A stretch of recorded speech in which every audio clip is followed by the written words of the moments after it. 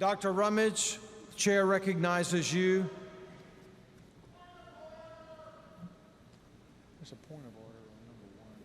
No, he can't just yell out. Go to the committee. Ask microphone one to state his point of order. Yes, microphone one. Would you please state your point of order, please? That I was deliberately ignored. I told you last night that I was going to speak to this. Barry McCarty knew I was going to speak to this. Who is this? Would you please state your name? I'm Paul Pressler. I'm a messenger from Second Baptist Church. I missed last year's convention because they expected me to die in the hospital. They let me come this year.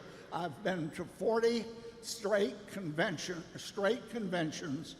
with the exception of last year because they thought I was on my deathbed. But I believe in fairness. I believe in openness. I think you deliberately kept me from speaking because, tell me, did you know beginning last night that I was going to speak to this?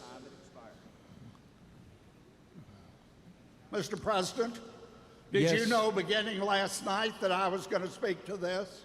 No one gets special privileges.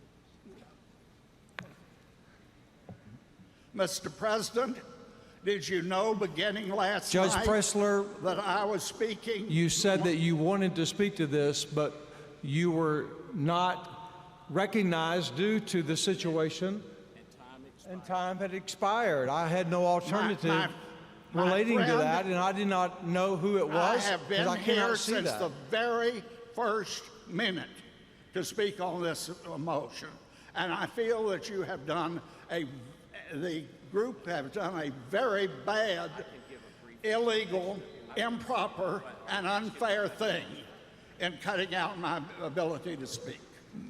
Mr. Pressler, Judge Pressler, would you, we're going to let the chief parliamentarian speak who can bring clarity to this issue here today. Barry, you know I was going to speak to this. Folks, didn't you hear last night? Just a moment. Would you please cut that microphone, please? Thank you.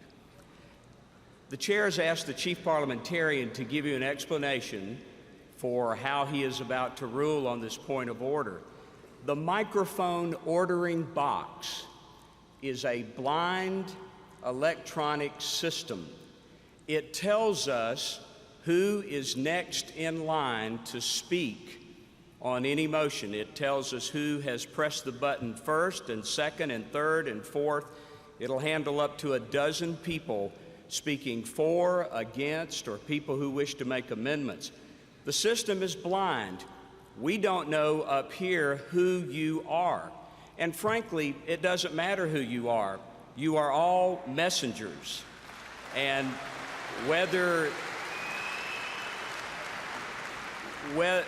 you are a friend of the president or a friend of someone else, or whether you're a past president of the convention, the system, it doesn't recognize who you are. It's first come, first served. And so we follow the order of recognizing people in the order that the blind electronic box gives to us. By the way, there were a number of lights that were lit up. So there were a number of people who wanted, as is often the case, that often there are more people who wish to speak to an issue than there is time allowed to speak to that issue. We came to the end of the time allotted for the resolutions report already once. The Committee on Order of Business extended the time once.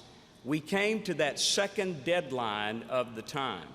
And so the chair, under the rules, is instructed to process the motions that are pending, and then the report is ended. Now, our Resolutions Committee has not reported out all their resolutions. They'll have to negotiate with the Committee on Order of Business about that. But we have come to the end of the time that you voted on for resolutions. All the resolutions pending have been adopted. We wish there was unlimited time for everybody to say everything that he wanted to, but those are not the rules. And so whether you're a friend or whether you're not, Those are the rules. It's impartial. The chair is bound to impartially exercise your rules. And so the chief parliamentarian advises the chair to rule the messenger's point of order not well taken.